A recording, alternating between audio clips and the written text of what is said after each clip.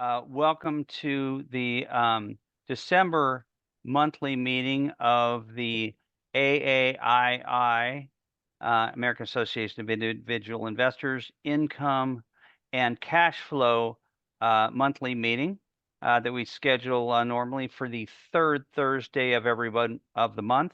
And we appreciate everybody joining us today, especially when we know how busy everybody is for the holidays. And thank you for making time out of your busy schedule to join us today for this meeting. And I'm Todd Blickenstaff, the president and program chair of the Portland, Oregon chapter of AAII and chair of this particular meeting format, along with Eugene Tryfon, who's our chapter vice president. And also with me on the call today is our able webmaster, John Wong, and a couple of our presenters here that we're going to go ahead and introduce after I update people with new meeting information. And I want to let everybody know that, again, the third Thursday of each month is our normal meeting date, and our next meeting date should be scheduled for the third Thursday. That'll be January 18th at 4 p.m. Pacific Coast time. And realize some of you are in different time zones, so need to adjust accordingly. 4 p.m. West Coast time, so 7 p.m. East Coast time. And want to let you know that in addition to this, these income and cash flow meetings like the one we're attending today, and we'll set out separate emails well in advance of the January meeting. We also have a general chapter meeting that we're going to be it's going to be scheduled for Wednesday, January 10th. And that's going to be at 3:30 p.m. Pacific Coast time, 6:30 p.m. East Coast time. And we're doing this in conjunction with this is not an income and cash flow meeting. This is a general chapter meeting, but we have a very special speaker that is presenting, and we're sharing the meeting hosting with our New York chapter with Hollis Wagenstein, the program coordinator there, and the Austin and Sacramento chapters of AII are also going to be presenting. And we're going to have a special speaker and it's going to present on the subject of the presidential election year. And so we're excited about that. And that's Sam Stovall will be presenting. He's a chief investment strategist, one of the top investment strategists in the business. So we're very excited to have Sam. And he's with a variety of firms over the years. I remember back when he was with the Value Line chief strategist, but he'll be presenting and on that subject, stock returns in the four-year presidential cycle, market indicators that to point to a positive 2024, and best investment strategies to use based on those forecasts. So I hope you'll all be able to join us for that meeting as well. And we will be sending out a separate invitation for that meeting, actually in the near future. Look for it later this week or early next week. Now, the format of our meetings now is we have, we start out with our economic and market update, and that's hosted by Gilbert Ho of the Silicon Valley chapter. And Gilbert is a lifetime member of AAI, by the way, and co-host of the AAI Silicon Valley Computerized Investing Special Interest Group, where he hails from. Gilbert's a retired software engineer with development and management experience at various startups and large companies. He's also passionate in learning macroeconomics and investing strategies and is very knowledgeable about them. So we're very pleased to have Gilbert on board on an ongoing basis for the meetings that we do every month for the Income and Cash Flow SIG group. So Gilbert, I did mention, has an MS in computer science and BS in electrical engineering. And so at this point in time, I'm going to turn the microphone over to Gilbert, and he's going to present, and then I'll turn it back to me after we, and then we'll introduce the main speaker for me today, and that's Matthew Crouse, PhD. So Gilbert, the microphone is all yours. Take it away. Thank you, sir. Let me start sharing. Let's see. All right. So we're going to talk about mostly economy and a little bit about the markets. Here is the disclaimer that everything here is for entertainment, maybe educational, definitely not advice. So start out with the FOMC meeting. That was on December 13th, I believe, last week. Time flies. So they kept the rate market, right? Yeah, go ahead. Yeah, they kept the rate the same, and they issued a new summary of economic projections. And from that document, I have listed them in the lower half of the screen, and you can see their goals and where we are, etc. But worth to point out that they slightly increased the unemployment rate for next year. That remember, these are projections. Then they, if you notice, we only have two reports left for the inflation data in 2023, but they were lowering them a lot than what is right now. Tomorrow we're going to have PCE, so it's going to be firework there in the market. Then they also from the projected the about 3 quarter point rate cut next year. Of course, market has all kinds of speculations on that. So they put in the prepared statement for the meeting, they said that they believe the rate is well into the restrictive territory. So I read that as this is the peak rate. An interesting thing that Paul said in the press conference was his theory of how the inflation happened and what factors contributed to it. So he's, in his view, I believe this is my interpretation, that he thinks there's a strong demand, but that was met with narrow supply, both on the goods side and on the labor side. And that's important to remember. So, you know, he mentioned participation shock. I would interpret that as like the labor participation rate. So this is an interesting thing that you know, if you're looking for a model that what he's thinking, this is it. Also, he said that, you know, they will be thinking about cutting rate. And I just quoted what he said the month before, which is they're not thinking about it. So definitely a pivot. So that was a big news, and that got market going.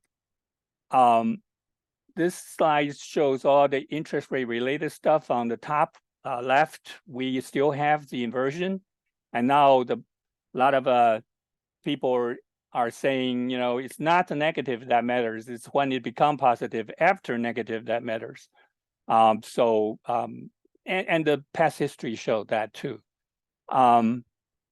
Also, short-term rate 2-year and the Fed fund rate, the 2-year used to, a lot of people say 2 years is where the Fed fund rate should be. So you can see that there's room for cut. Lower left shows you the yield curve, and the red is right now, and the green was last month, and yellow is the beginning of the year. And you can see that in the middle of the curve, we are back to where we were in January. The short end is still very high. The long end is coming close. So the market is moving very fast. And then also on the lower right, it's the quantitative tightening. And you can see that they are steadily decrease the balance sheet, which probably impacts the bond market somehow. Now, two mandate for the Fed is so jobs and the inflation. So on the job front, we are having historically high number of openings. That is the purple line. Even though it's coming down, it's still way above where it used to be. However, I look at it, the full spectrum of these charts, and I think anytime you have the green line above the red line, which is hires, the percent of hires versus percent of separations including layoff, quits, the whole 9 yards. Anytime green is above red, it's good. So we're good. The quits rate used to be high because people can find a lot of jobs. So now it's back to sort of normal. So the labor market is back to normal. That's what this support what Paul said about that. On the employment and wage growth, top left shows you the weekly initial claim, and this is historically low. And you can look at the market reaction to these and to sort of derive the tone. And if they were worried like the Fed, I think not long ago everybody thinks Fed want to drive the unemployment rate high to cool the economy, to cool the inflation. So when you have a very good report on initial claim, you usually get a market correction. But today we have a low, very good one, and market went up. So that tells you it's bullish. And again, this is sort of a guesstimate, not an advice. And also on the employment side, it's they released these data beginning of the month, so we're looking at somewhat old one, and next one will be January 5th, right after the holidays. But everything looked good, and I have pointed out that the labor participation rate is going up, and that helps remedy the shortage in labor supply. All right, so I have the chart here for U.S. dollar because I think the dollar is sort of important in this fighting for inflation. When you have stronger dollar, you can buy more stuff cheaply. So that's a tailwind, in my opinion. And however, that usually also tied to rate. So it's going to be an interesting thing to watch. Now, goods inflation maybe you can peek what's going to be by looking at the commodity futures. And so for this month, we hit the low on the gasoline price, but you can see that we bounced back from the low. Other than that, things seems to be cool. So interestingly, lumber is also coming up, and I don't know if that reflect people who start building houses. So I don't, this is what commodity markets look like, and it seems to be calm. Also on the retail front, retail sales itself is the lagging indicator. Here we show the rate, annual rate change, but you can see that and during the inflation time, we had a huge spike, and now we're back, positive. The key is it should be positive, but of course, it usually goes to negative when we are in deep recession. So it's kind of late. But compare this to the University of Michigan's Consumer Sentiment Report. In the past, whenever you see the sentiment goes down, we hit some economy headwinds. But this time is a little bit different, and it went down and it recovered. So it doesn't seem to tell you anything anymore. The lower two charts are the more interesting thing is the inventory to sales ratio.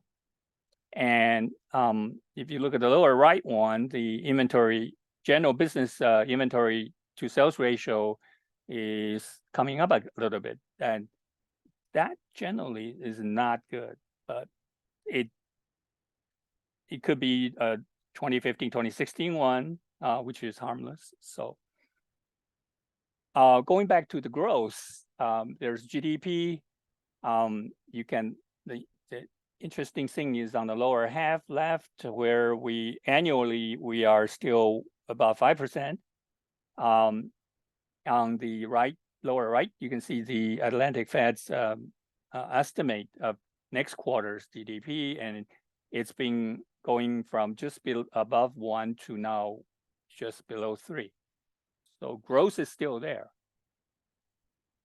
So finally, the inflation, right? The top left is the producer price index, import price index, and export price index. You can see that they are all annually, they are all below 0, which is very good. That means there's no goods inflation. and the chart, the the consumer CPI and PCE trend showed we are on the down slope. On the bottom, we compare our inflation rate with either with other countries, with China and with Europe, and it's good that the green is euro, and in eurozone it's coming down. They went up higher than us, and they are coming down lower than us. And it's very good that China doesn't have inflation because we buy a lot of stuff from them. So hopefully our trend continue to go down, and Fed will ease. Okay, we have some quarterly reports here. This slide and the next slide. This one is on delinquency. So the top half told you about credit card loans and consumer loans, and we can see they're coming up. Then this is Q3. Q4 should be released in February. But even though they're coming up, they hasn't hit the previous low yet. So respectively, but it's worth watching. On the lower half of the slide, the mortgage is not an issue. A lot of people lock into so-called golden handcuff rate. Then the green is a business loan, and that was not a problem. But red, which tip up is trending up, is no surprise, commercial real estate loans. So we were looking at it. I think compared to where we used to be, then we are still in very good shape. The next one is from FDIC. So interesting to see the number of their problem institutions are pretty much the same. The assets of those things actually peaked in 2021. And what banks have to charge off, and what they have the non-current loans, it's slightly trending up. Finally, the costs for the bank to get their funds are going up because the rate increase. One of the reasons in the past that the Fed would cut rate is because financial system issues. 4 indicators here all show negative. So I don't think Fed will cut rate because of this yet. We don't know what's going to happen, but nothing's wrong here yet.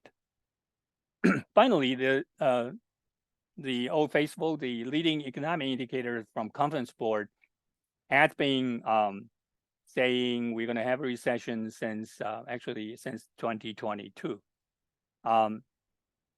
So that's why some people on Wall Street still saying, 2024 we may get a recession, just because so many classical indicators are saying so. But I hate to say this time may be different? ? So those are the economic data. Here is the market sentiment and breadth. So on the I usually look at it, the CNN and fear and greed indicators, and you can see when it's getting to like 25, it's time to buy. And when it gets to above 75, it's usually the top. And this is from yesterday. So we had to drop yesterday, and we came down from we came down from extreme greed. And then if you look at lower left, that's the investor intelligence poll, not the AAI poll. This thing goes back to the 60s, and it's very good at telling you when the market is bottoming. In other words, when bears are more than bulls for a certain degree, it's definitely, we are just back to normal right now. On the right, these are the how many stocks, percent of stocks above certain moving average. And you can see that short-term wise, we are above the overbought. And, in October, we were sort of oversold. And in a month and a few weeks, we are back there. So market moves in the speed of light, I guess. Here is a sort of a sentiment of professional investors, and we can see that it's back to, again, from October to now. It did the biggest move percent-wise. So it shows you, who's buying. These institution investors are now putting their money into the market after they pulling it out. This is almost the same magnitude as from bottom of March 2020 to May 2020, that in a short period, when Fed came out and said we'll buy the market. Now, so I watched a podcast, and they quoted say the most crowded trade on Wall Street right now is the bet on soft landing. That's a scary thought, because that's showing that maybe we're at the extreme of a bullishness. Okay, so somewhere one of my presentation, I think somebody was asking how about the debt the government is incurring, and what about the high rate that is impacting. So the top chart shows the deficit. You can see that we were positive very little in 2000, and then that's about the only time we don't have a budget deficit, and we are improving, but still kind of high. By the way, these are nominal numbers, so they're huge now compared to before. Not inflation adjusted is what I'm saying. On the lower bottom of the slide here, the purple line shows you the percentage of government interest payment to their tax receipts. And we're at 20% now. We were below 15, but the high was close to 30 in the Reagan years here. So we're not as good as we used to be. We're not as bad as we used to be. All right, so I did this before. I knew that there were going to be talk about presidential election years. So anyway, if you look at this, this is the average of the last 13 election years since 1972. And the chart shows you that the range of the average, at the end of the year, we are about 8% gain, and during the year, we have about minus 2% loss. That is a very calm market. Now, first half may be bumpy because you can see the low was made 50 days into the year, 50 trading days into the year here. But overall, it's positive. Now, average is deceiving. So the law of large numbers is what confuse our brain. So here is what all that 13 years look like. So now all of a sudden the range instead of minus 2 to 8, now you have minus 50 to 30, and there are two of the 13 years we were ended down, because if you look on the left, this line is zero line. So we only have two years, and those are famous, right? .com and Lehman Brothers. Now, overall, we also only have 2 years with more than 25% loss, and that was again, Lehman Brothers and COVID. And then we have 2 of the years that has gain of less than 5%. That's 84 and 92. 92, I think it's a recession. 84 is a 2-year, second year of the president. I'm sorry, is the 84 is right at 2 years after the 82 recession.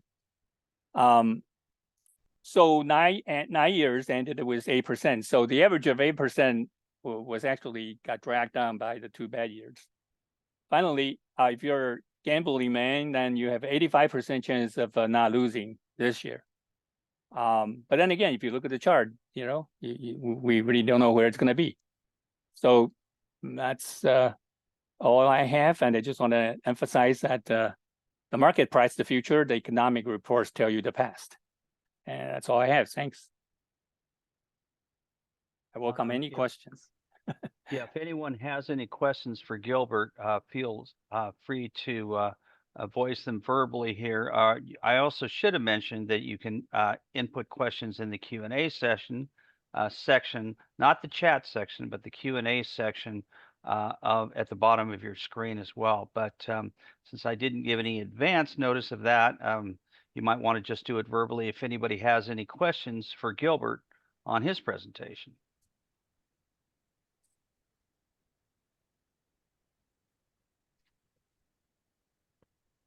Well, I think you really nailed it, Gilbert, because you got No followed it up. news is good news, I guess. Well, there's one thing I would say is it's real interesting because we talked about this on last month's call, the November call, that what are we going to get? What's being discounted by Wall Street now in terms of interest rate changes? And obviously, we had a pretty significant um, Fed meeting recently where they basically said we're done raising rates and we might even lower rates next year. It's so it's going to be interesting to see if that's the case. The markets, with the movement we've had with the rally both in bonds and equities over the last month, would indicate that the markets are discounting some interest rate cuts. First of all, they're clearly discounting no more increases, and then also seem to be discounting rate cuts some next year. And the Fed has not ruled out. In fact, I was pretty surprised, frankly, that they went that far to say we're likely to lower rates, because there's usually historically, one of the charts we showed last month is there's about 11-month gap between the time frame that the Fed stops raising interest rates and starts cutting interest rates. And also, heard an analyst today that had, I think, a good thought is, all the Fed's really done is bring interest rates back to a historical average, because they were so artificially low. So if Wall Street is looking for interest rate cuts, well, the Fed may not need to reduce interest rates because the economy is doing relatively well. We don't have a recession. More and more analysts are reducing their expectations of an outright recession. So if we just sidestep that and manage to get a soft landing, or otherwise moderately slow slowdown in economic growth, the Fed may not have to do a lot. And if the markets are discounting, the Fed's going to cut rates by a certain percentage point. I think you said what, 75 basis points, or 3/4 of a percentage point, Gilbert, is what's being Yeah. discounted by the markets right now. Well, that's the three cut was based on the summary of economic projections, which is what the FOMC meeting participants their average. So the market actually, last month I have a chart, I didn't show it this time, is looking at the futures market, and the futures market is actually priced in 6 cuts. That shows you how in euphoria they are. Is that 6 cuts of 25 basis points? Sort of, yes. Okay. If I remember correctly, all right. yeah. Okay. All right. Well, then that's at least a percentage point and a half, but they may not have to move much further than that. Again, interest rates were artificially low, and they're more about near a historical mean at this point. So it'll be interesting to see. So we're not giving advice, but it's important to take into account the fact that we've had a pretty strong rally in both stocks and bonds over the last 2 months or so. But thank you very much, Gilbert, for your insights. Always appreciate that. And at this point in time, I'd like to introduce our primary speaker today, who's going to be speaking on closed-end funds, which can be mutual funds or ETFs. And we're very, very pleased to have Matthew Crouse, who's a PhD. Also has an MBA and a CFA, and he's an adjunct professor at Westminster College in Salt Lake City, Utah. And he received also the 2016-2017 Gore School of Business Adjunct Faculty of the Year Award. And so he's a skilled teacher, in addition to being a strong researcher researcher. His research interests cover closed-end funds, as I mentioned, exchange-traded funds, and other fixed income products targeted to retail investors. Um, and I hope to have him back for additional presentations in the future. Matthew worked for 15 years as an analyst and portfolio manager at the investment firm Western LLC, and private sector experience, a hedge fund focused on closed-end fund arbitrage and activism. Prior to Western Investment, he worked in research and risk management for two energy trading firms. And as I mentioned, in addition, he's got a PhD in electrical engineering from Rice University, and his MBA is in finance from the University of Houston. He's a holder of the CFA designation, and since 2005 has been a member of the CFA Society of Salt Lake City. In addition to being involved with AAII, and he's written articles for the AAI Journal that some of you may subscribe to, and that's where I first discovered his work. So at this point in time, I'd like to go ahead and turn the microphone over to Matthew Crouse. Thank you again for being here, Matthew, and we're looking forward to your presentation. So take it away. All right, thank you for having me. I'll Our also point pleasure. out I am a lifetime AAI member as well. So I share that with you folks. So I'm going to talk about closed-end mutual funds. This is not investing advice. Now, when I'm talking, and oh, by the way, feel free to, if you have Q&A questions, I usually deal with students where I answer questions in class. So I'm happy to take questions in the Q&A if you have any as we go through this. Yeah, and I'll be monitoring the Q&A. So encourage you, if you have a question, that's one thing I really like about these webinars is when you have a question, you don't have to save it till the end, input it into the Q&A section, and we'll find an appropriate place in the presentation for Matthew to respond to that. Thank you. Now, by closed-end funds, which I abbreviate CEFs, I refer to exchange-traded closed-end mutual funds. And these mutual funds trade with premium discounts, which adds an extra dimension to enhance returns. Leverage is another feature of closed-end funds, not present in open-end funds, although it's not always for the better. It's more of a double-edged sword. I will not discuss interval funds, another type of closed-end fund. Those are less common. They're not traded. But one fun fact is that ETFs that we all deal with are actually a special type of closed-end fund or special type of CEF where premiums and discounts are kept small by trading of authorized participants. So if you're buying SPY, it's actually a closed-end fund. You're probably buying at a minuscule like premium or discount that you don't know about. But those are so small that for practical purpose, in most cases, for practical purposes, you're essentially buying and selling those ETFs at their net asset value. So closed-end mutual funds, some little background. Closed-end mutual funds issue a fixed number of shares, unlike an open-end mutual fund where shares are being constantly redeemed between investors and the asset managers. In this case, the asset manager issues a fixed number of shares. And this fixed asset base allows closed-end funds to borrow money to make further investments in what is known as leverage. And just like in ETFs or regular stocks, CFs trade like a stock, all-day trading, unlike open-end funds where you're redeeming at the end of the day. And shares trade between investors on an exchange. A lot of closed-end funds trade on the New York Stock Exchange. And typically the market price for a closed-end fund is different from its net asset value or NAV per share. And NAV per share for a closed-end fund is identical to what it is for an open-end fund. You take the total fund assets, divide by the number of shares, and that's the value of the assets in one share. Premiums and discounts. So when you buy a closed-end fund, you buy it typically at a premium or discount. And they typically don't just trade at their net asset value. And whether it's a premium or discount is based on the market price versus the NAV per share of the fund.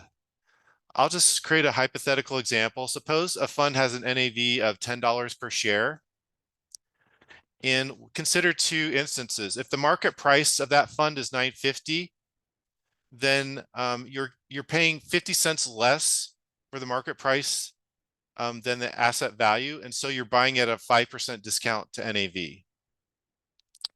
Now, on the other hand, if the market price were $10.50, then you're paying 50 cents more than the asset value, and so in that case, you'd be buying it at a 5% premium to NAV.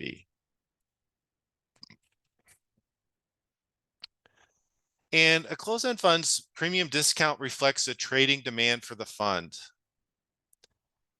So just like other assets, price and value are set by supply and demand. And factors influencing demand include historical fund performance.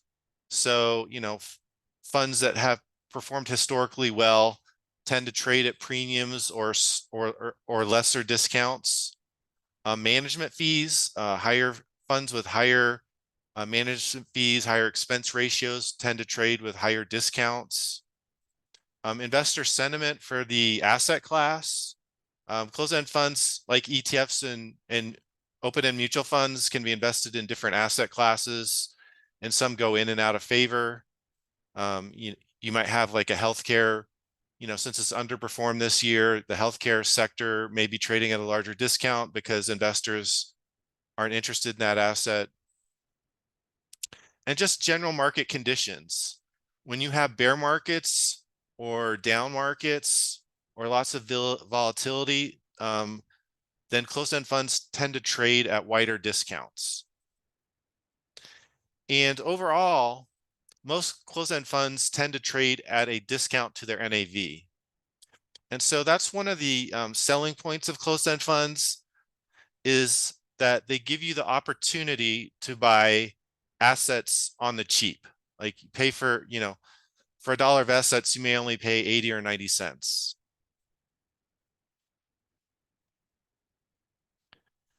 Analyzing closed-end funds. So closed-end fund analysis is similar to open-end mutual funds, except there are the added variables of premium discount and leverage.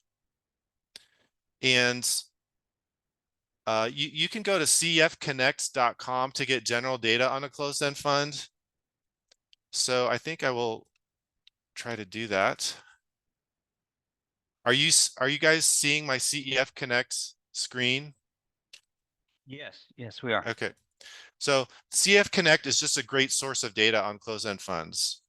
And so you can enter the ticker of the closed-end fund up in the upper right-hand corner. One that I've been looking at using the presentation is BEMEZ, BlackRock Health Sciences Trust.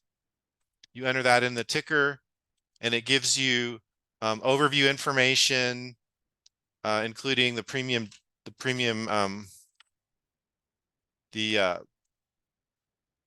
discount, distribution rate, a plot of the NAV and price, and then you can go into various sections, fund basics like the tickers and leverage, dividend information like the history of dividends, pricing information, which is a plot of the closed-end fund's historical premium and discount, historical performance, and portfolio characteristics, including the stocks that the closed-end fund owns, the country allocations, and whatnot. So this is like where I generally go to first to get information on a closed-end mutual fund. Now, once I've found a fund I'm interested in, I tend to actually go to, CF Connect is great. It's a great centralized database. But I also like to go to the fund manager's website. And so to do that, like for example, we have this BMEZ that I looked at. So I might Google, say, BMEZ BlackRock, because it's a BlackRock fund, fact sheet. And there, so you can pull up information at the fund website. In addition to the fact sheet, it should have like a web page for you to look at the information on that fund. So here, I think the first was a fact sheet, but here, this gives you more general information on the fund. And in general, the fund's website is going to give you more accurate information than CEF Connect. It's always best to get it straight from the horse's mouth. CF Connect is a great resource, but it's not going to be as up to date as the fund manager's own website.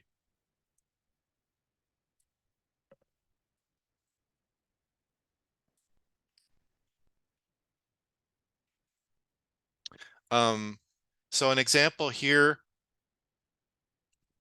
from CEF Connect, this is the BMEZ page that I pulled up.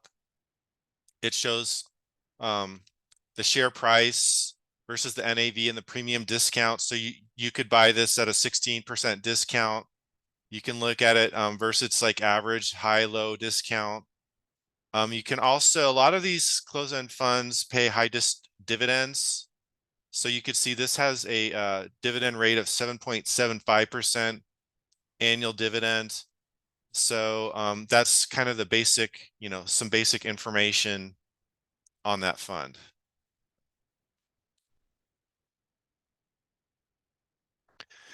Now, funds, their premium discounts change with time. Like here's a plot of the BMEZ historical premium discount. And so like here, I think this is when this fund IPO'd. And so it IPO'd at a premium. And then as we then it's kind of got out of favor and sold off. And then in recent years, like with like biotech and healthcare not doing well and higher interest rates, the discount has been in a wider range.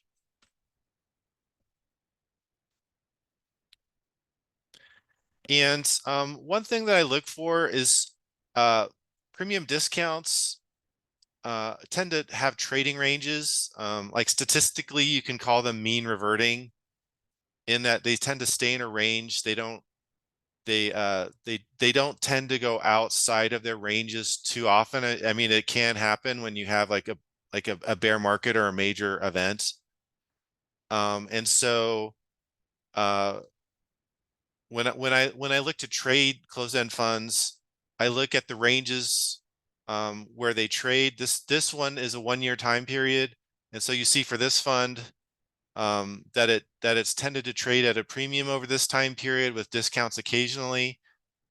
So looking at those kind of ranges, you might say, oh, this fund looks like a buy, in terms of if you want to make money off the trading the premium discount, at a slight discount, and maybe a sell. So maybe buy it at a 0% discount or a slight discount, and maybe sell it, say like a 5%-ish premium, just looking at this chart. I don't tend to try to wait for when I invest. And again, this isn't investment advice. It's just how I look at it. If I'm trying to make money on premium and discount, I try not to get greedy and wait for the entire set of the range, especially if things are trading at premiums. I tend to buy things at discounts. However, that was just a 1-year time period. I always like to look at as long time period as possible. And in CF Connect will give you a 5-year time period. So you see, this is the 1-year time period that we were looking at. But if you look at a longer 5-year time period, the actual the trading range of the premium discount is quite different. And so, for example, looking at this longer period, I'd be more inclined to buy this fund around a 10% discount and then sell it, at a slight premium, or when it gets to a slight discount. That's the benefit of using a longer time period. Now, what I showed you actually was I did these charts last year. And so we've had kind of like a full year of new data here. And so you can kind of see this last year of data for this fund. It's kind of the trading range has kind of been a mix of the two time periods, interestingly enough. And so that 1 year had, it traded at a significant premium, but in its past, it had traded mostly at a discount, and this year's been mixed. And so recent discounts have been more reflective of the longer time period, which is why I like to not only look at what's happened recently, but look over longer time periods.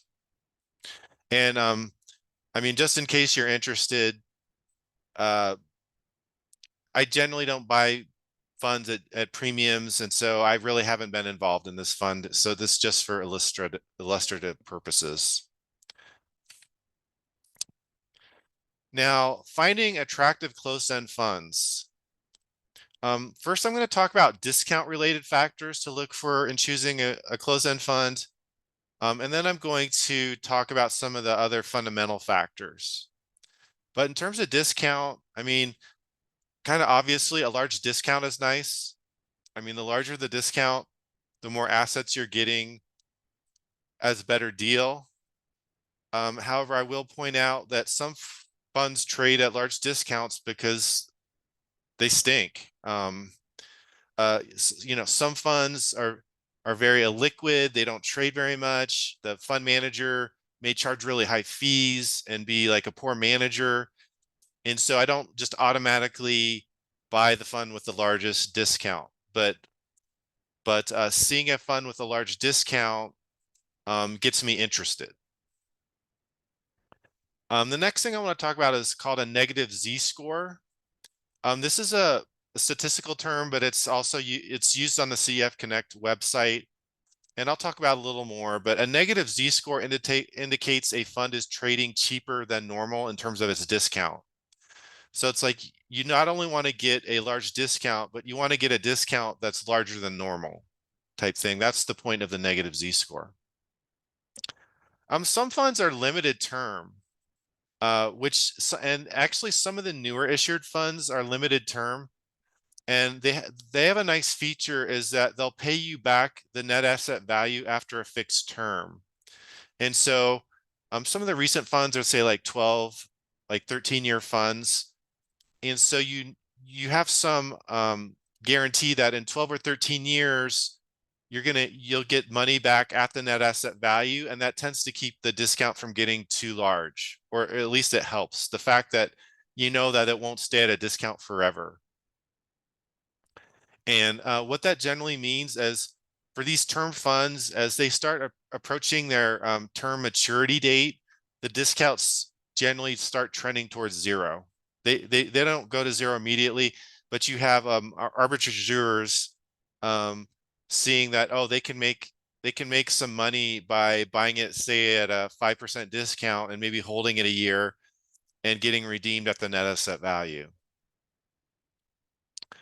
One other positive factor is called shareholder activism.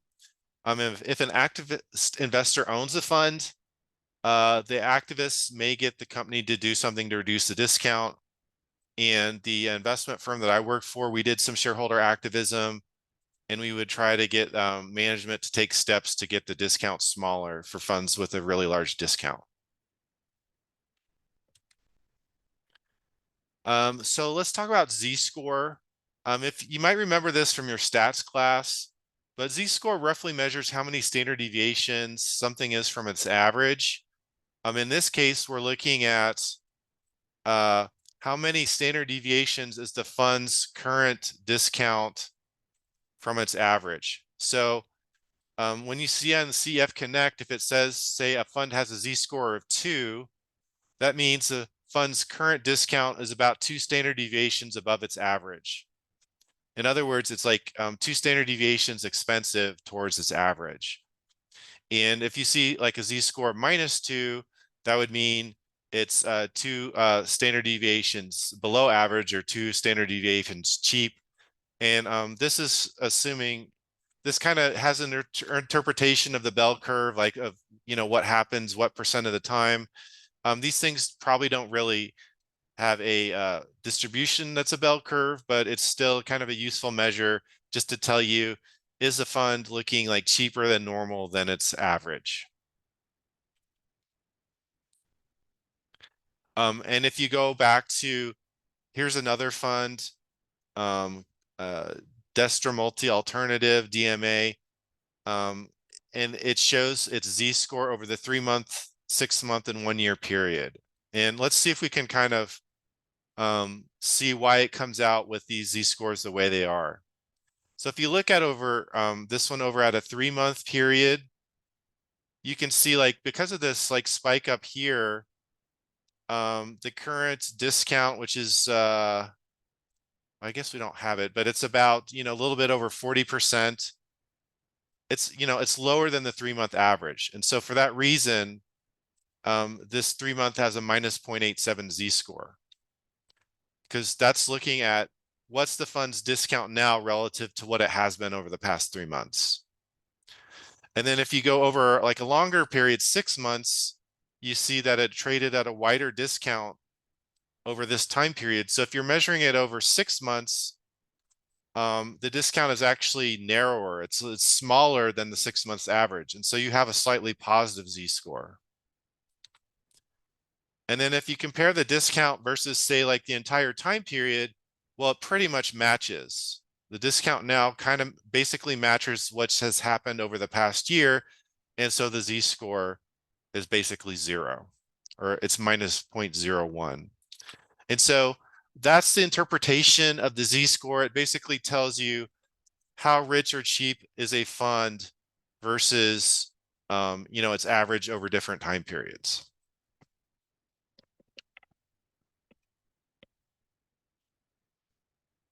So that's the discount aspect. The other aspect to closed-end funds that are not in open-end mutual funds is leverage. And unlike open-end mutual funds, closed-end funds can use leveraged or borrowed money to invest. I think open ends can use a little bit, but because their asset base is not fixed, lenders don't really want to lend them money because they don't want to make them a loan and then the assets go all away and then the loan goes bad. And leverage can make bond funds attractive. Leveraged bond funds usually offer higher yields to their investors than open-end bond funds. So usually with leveraged closed-end funds, you get a nice juicy yield. And that's because funds borrow at low rates and invest at higher rates. And also another advantage of closed-end funds is funds borrow at cheaper rates and you can borrow at your broker on margin. And so they're like an efficient vehicle if you want to have some leverage employed. But as Gilbert has talked about, we're in an inverted yield curve environment with the Fed funds rate really high and short-term rates higher than long-term rates. And that makes leverage bonds, closed-end funds less attractive right now because they're borrowing at high rates and not necessarily earning a large spread, like, on what they're borrowing. And also with the leverage, you're getting more income, but you're also increasing the risk. Now, and so for that reason, I'm not extremely bullish on closed-end bond funds at this moment. I think they would perform better in a normal interest rate environment, not an inverted yield curve environment. And if you guys aren't bored enough by this talk and invite me back, I can talk about that and some other aspects of bond closed-end funds next time. However, Fed rate cuts could change that outlook. So it could be an interesting time to start thinking about bond closed-end funds if some of those Fed rate cuts come to pass. And this is on the fund basics page. This is an example of a leveraged closed-end bond fund. You can see its total investment exposure is 264 million, whereas the total common assets is 154 million-ish. And so it's actually investing $1.72 for every dollar of assets. And so what that would mean is the fund is 1.72 times risky as a regular bond fund. So if a regular bond fund's net asset value would go down 1%, then this fund BWG, if it held the same type investments, it would go down 1.72%. And so leverage can be great if we're in a bull market and long-term rates are decreasing, and also if the fund is, say, borrowing cheaper than it's investing, you can earn outsized returns, but you also have outsized risk. And these funds can drop a lot if interest rates rise.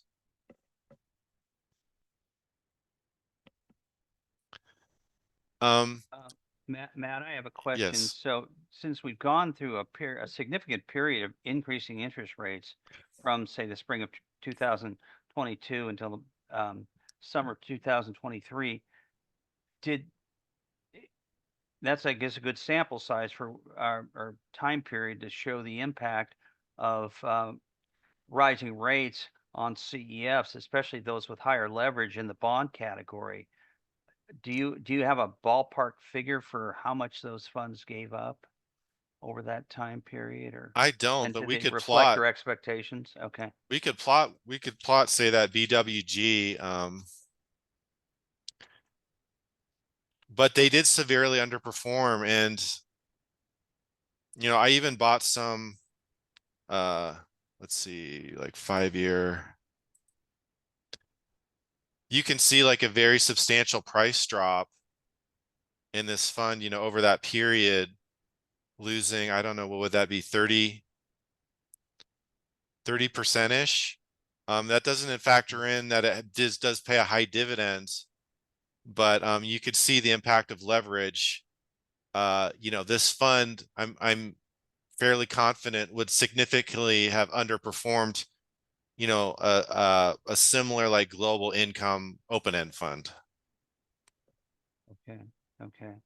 So I know that one of the questions that we had actually in the Q&A is that um, this investor was surprised that we'd seen some like covered call funds like QYLD and RYLD get hit. I think he estimates by about 30%, and thinking those are supposed to be more conservative type of equity funds, or I guess hybrid equity and bond funds. Um, is that a reasonable expectation for a fund like that that's writing calls, and hopefully trying to minimize volatility somewhat by doing so, to take that much of a price hit? Yeah, I mean, those calls should give you a little cushion, and there are several like let's see, there's several covered call closed-end funds. Those calls do give you a little bit of cushion, but if you have a bad market, the premiums you earn aren't enough to offset the loss. And then when you have rebounds, the fact that you sold those calls, you've given up your upside. And so they should tend to be like a little lower volatility than like market funds, but they can actually perform worse over time because the cushion you get from selling the calls, which helps you a little bit when things go down, does like kind of limits you on recovering your capital when things go back up. Okay, thank you. No, great questions, and feel free to hit me with more. um, so other factors to look for in choosing a closed-end fund, low expense ratio. And this can be hard to find since closed-end funds have higher fees than open-end funds typically. You don't have index closed-end funds. They're all active type funds. I do say that I don't include borrowing costs in the expense ratio because the fund is earning interest or making investments on that borrowed money, although so I don't count that against it. But if I'm thinking, oh, a fund's borrowing at 5 or 6% right now, it still makes me hesitant to want to invest in it. If I'm employing leverage, I'd rather do it in a market when the fund's borrowing, say, at like 2 or 3%. And then good long-term performance versus benchmark. I mean, that's kind of obvious, but strong long-term performance is a plus, especially if you plan to hold the fund for a long time. And by the way, these two, I found Morningstar many years ago published an article that like low expense ratio and good long-term performance versus benchmark are like two of the best predictors of mutual fund performance. And so like for choosing an open-end fund, and they actually found low expense ratio was the best. And so these are, those are what I would say apply to an open-end fund, but also to a closed-end fund, especially if you're going to hold it longer. Now, those are important to me, but some funds, I have a shorter term trading strategy, so I don't, so I like to see those as positive factors, but I don't always, I won't necessarily, I will occasionally invest in a fund with a high expense ratio or less great long-term performance. Some other things that are good to see in a closed-end fund are strong earnings and undistributed investment income.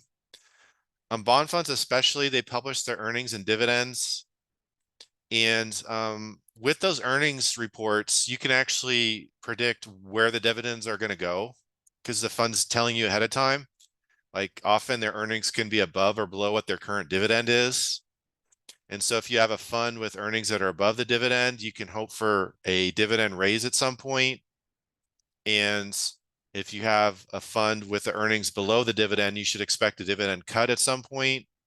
It's funny how few investors pay attention to this.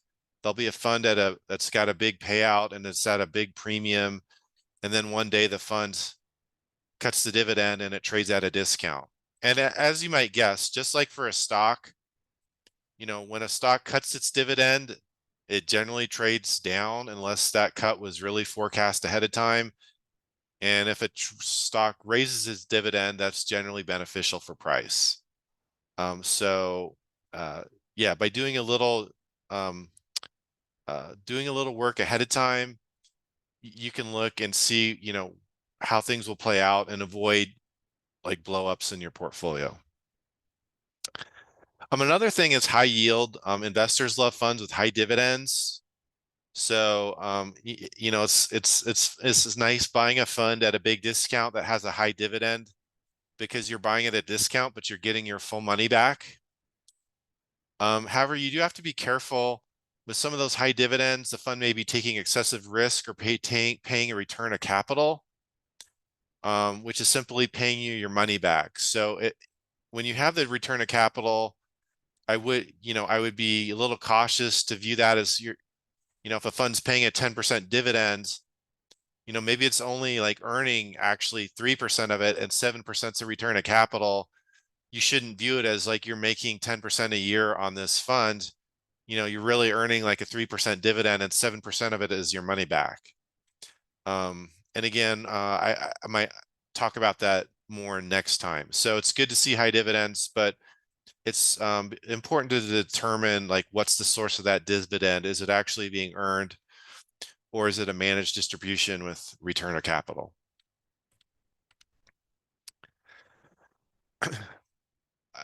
Next, I want to talk about trading versus holding, and I'm going to argue, excuse me. There are a few closed-end funds that probably are good buy and hold investments, but I think overall, closed-end funds are more suited for trading than long-term buy and hold for a few reasons.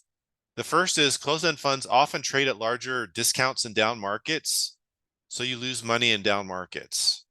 So when the market's going down and you're owning a closed-end fund, not only is its NAV going down, but it's probably trading at a bigger discount. So it's sort of a double whammy. Many closed-end funds have higher fees than open-end funds. And I do believe, fees are an important component of performance. And so that's another reason I'm less inclined to buy and hold closed-end funds versus open-end funds. And some closed-end funds use leverage, and investing with borrowed money is risky, especially in down markets. So you can think, even if you have a leveraged closed-end fund in a down market, it's almost a triple whammy, because with the leverage, you have an amplified negative down move, and then the net asset value is down just because of the bear market, and then you have a larger discount. And so, so these are not for, when going into bear market, a leveraged closed-end fund is not for widows and orphans. It's, it's a very aggressive investment vehicle, and you can lose a lot of money. I think a good strategy with closed-end funds is to buy when they're out of favor, when they're at large discounts, and sell when they are in favor, small discounts. Large discounts often occur in times of market panic. If the market is crashing, you can often find great deals. That said, I don't think you can just indiscriminately buy any kind of closed-end fund in a market panic. Like for example, like right now, say a fund that owns commercial real estate might have a large discount, but there are several concerns that commercial real estate might not work out. So you have to determine whether that's an asset class you're, comfortable being invested in given current market conditions. You need to look at more than just what the discount is. However, in market panics, there are more opportunities if you are comfortable with the kind of asset, with the kind of assets that the fund owns. Closed-end funds also to have bigger discounts around year end due to tax loss selling. That website CF Connect has a fund screener that you can use to find funds and look for ones that have bigger discounts, and it may have sold off due to the tax loss selling. Let me show you some plots of discounts in different markets. For example, you can see that during the financial crisis, closed-end funds went to very large discounts for an extended period of time. And so, yeah, during that panic would have been a great time to buy closed-end funds, because not only would you make money on the on the reduction in discount, but the assets in those funds all rebounded. Unfortunately, like in our fund that was invested in closed-end funds, say we thought we were getting a good deal buying closed-end funds at like these kind of discounts, and then they broadened out, and that's potentially that time period is potentially why I have lost most of my hair. So but nevertheless, if you're seeing like a big panic in the markets, you could look towards closed-end funds and see what kind of discounts are available, and there can be good opportunities to buy. Here's another example. During COVID, you had a very severe spike down. It was kind of funny during the COVID period. I was worried about the economy, as many of us were, and I was putting together a buy list of all the closed-end funds that I wanted to buy, and I bought a few, but by the time I got my list together, they'd all rebounded. So it was like too late. It was too late for me to back up the truck.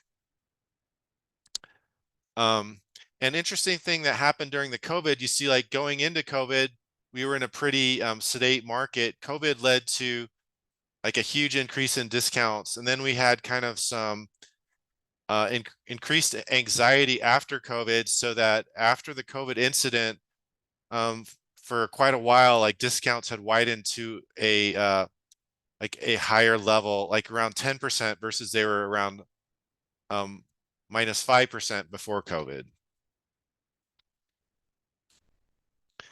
Now this is from this chart is from ADS Analytics on Seeking Alpha. He does pretty good closed-end fund analysis. And it turns out October of this year was a good time to buy closed-end mutual funds. That was sort of, you probably captured this in your market analysis, but that was sort of around the time of like major concern that we weren't going to have we're going to have more interest rate hikes to cut inflation, and maybe no interest rate cuts for a long time. And so with that kind of negative sentiment about the Fed, discounts widen to a very attractive buy level. Unfortunately, they've kind of narrowed from here, so it's not as attractive now, but it's still, it's still at a wider than average level now. So there's still some potential buys now. When I was asked about a date to do this presentation, I actually, I'm going to go forward to this chart. I wanted to do it before the end of the year because, Q4 tends to be the best time to buy. This is a plot of discounts, as seasonally, and Q4 tends to be the best time to buy closed-end funds. And so I wanted to get this in before the new year, where if someone wanted to look at some of these things, there might be better opportunities now than say like in later January, because closed-end funds tend to bottom in Q4, especially if you've had a down market year. Like stocks have been up this year, but bonds have gone through like a multi-year bear market. And in those cases, you tend to get good buying opportunities in Q4 off tax loss selling, which I'll talk about in a sec. And then like short-term strategy can be to sell like in Q1. And one colleague of mine jokes that for closed-end funds, even though this tends to be in November, December tends to be when the discounts tend to be the largest. He says it's like you get a holiday buying season in either Halloween, Thanksgiving, or Christmas. And this year it was definitely Halloween. Like this year, if you look at this year Halloween was definitely the bottom, and things have come up from there. And this is motivated by the fact that tax loss selling strategy, I'm sure you've heard about it, but when investors have large losses, they often sell an investment to take a tax deduction. This lowers their tax bill. For most investors, December 31st, like you and me, December 31st is the date by which we must sell investments to get a tax write-off. For mutual funds, actually, October 31st is the date by which they must sell investors. And I like tax loss selling because when investors sell to take tax losses, investments get cheap for a non-investing reason, and that can be a buying opportunity. And just a side note on tax loss selling, the investments, I don't see tax loss selling impacting stocks like large caps as much anymore. It's for illiquid investments, those with like low trading volume. And I'm still seeing like tax loss selling have an impact on things like closed-end mutual funds, preferred and exchange traded notes and bonds, and small cap stocks, smaller micro cap stocks. That's where I still believe tax loss selling has an effect. Although, it can maybe, it's maybe adjusting with time, because a lot of institutional investors, like we would do, we'd get ready, we'd have December prepared to buy a bunch of closed-end funds that have tax loss selling. And so things, if you have enough of those type investors, things might bottom out. They might bottom out earlier than say the end of the year. Like if you have a bunch of like investors trying to take advantage of a certain phenomenon, if I'm making any sense. But I still believe there is like a Q4 tax loss selling effect. And so, I generally look in Q4 to see, look for buying opportunities.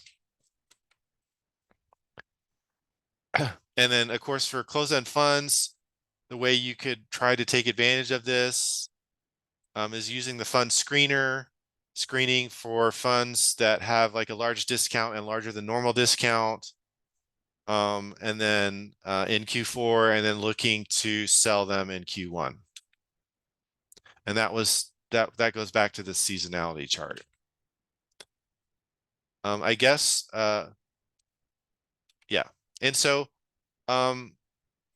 Unless we have time, unless we have extra time this time, I'm thinking next time I could show you the fund screener.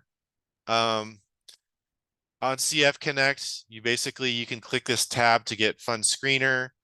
Generally, to use the screener, you have to register with a free account. To get information on just an individual fund, you don't have to register, but to use the screener, you do. And then you can click strategies to choose fund strategies. It'll be like between equity and bond funds and sector funds and whatnot. And then criteria can be some of the criteria you screen off, like their leverage, their dividend rates, their discount. I also look at things like Z-scores and performance and dividend rate. And then I don't show the full screen, but once you set up the screen criteria, below that, there'll be a little button to click view funds, and you can view funds from the screener. Yeah, Matthew, I think All what, that said, oh, here's going to be my second disclaimer. I'm using the screener as a first step. Don't buy closed-end funds from the screener without researching them further. You must still do due diligence on the fund. Just because a fund has a negative Z-score doesn't mean it's a good buy. And so don't blindly just go to the screener and find some funds with a big discount and just start buying them up. You need to check the holdings of the fund, the expenses, the trading volume, performance, news, and whatnot. And although these are not that common, like I'll give you just one example. A current fund called the Cuba Fund had like a really widened discount because they were doing what's called a rights offering, where they're issuing new shares, which is not very common for a closed-end fund, but it does happen. And it traded a wide discount because shareholders, current shareholders, get diluted by the new shares. And so if you had bought the Cuba Fund at that large discount, you would have thought, oh, I'm getting a great deal. But then you realize, oh, with this rights offering, I'm getting diluted, my NAV is going way down, so it didn't turn out to be such a good deal. And so things like that aren't common, but it does, require you to look at the fund, look at news on the fund, and just make sure there isn't any kind of monkey business going on. Now, one other thing that's a plus to owning a closed-end fund are shareholder activists. And activist investors try to force closed-end funds to do a merger, tender offer, or liquidation that reduce the discount. Activists usually file what are called 13D SEC filings. And current activists, the most, I would say, are Saba Capital, Bulldog, Carpus, and City of London. But the main one really is Saba Capital. They've been filed a 13Ds on a lot of closed-end mutual funds. They've had some good results on a few, far fewer than they've made 13D filings on, but they are putting pressure on the fund company to do something to reduce the discount. Bulldog Partners is also another active one. So if you see those as owners,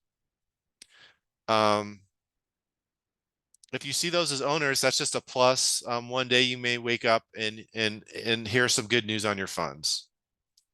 And I'll show you a slide. This I got from FactSet, which is very nice, but I'm not expecting you guys to spend money to get FactSet. But it showed for BMEZ that Saba Capital Management owned 13% of outstanding shares, and identified Saba as like a high activism likelihood, which is true. Now, for those of us who don't have access to that, you can go to institutional holders on NASDAQ.com. And so if I type BMEZ, you get the institutional owners, and you can see, you can get this, you can see some of the top holders here. And so seeing this, generally is a positive, because Saba is a known activist and might do something to get the fund to reduce its discount. It's not a guarantee, but it's just, it adds an extra dimension to the investment. If you follow SEC filings, sometimes you'll see shareholder proposals or comments in proxies like preliminary 14As or 13Ds or 13DAs, or you could get like a letter when the like board meeting comes up. You could get a letter to vote, for the activist nominees for the board. So you could get the companies, you generally have a white proxy, and activists generally have a yellow proxy. So if you ever see a yellow proxy come your way, don't throw it away. That's probably an activist in your fund wanting the company to do something to reduce the discount.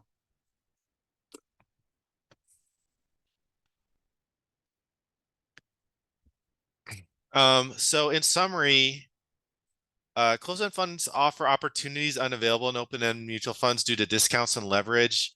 They can be particularly interesting when you're in a market like bear market or market panic. There can be some buying opportunities.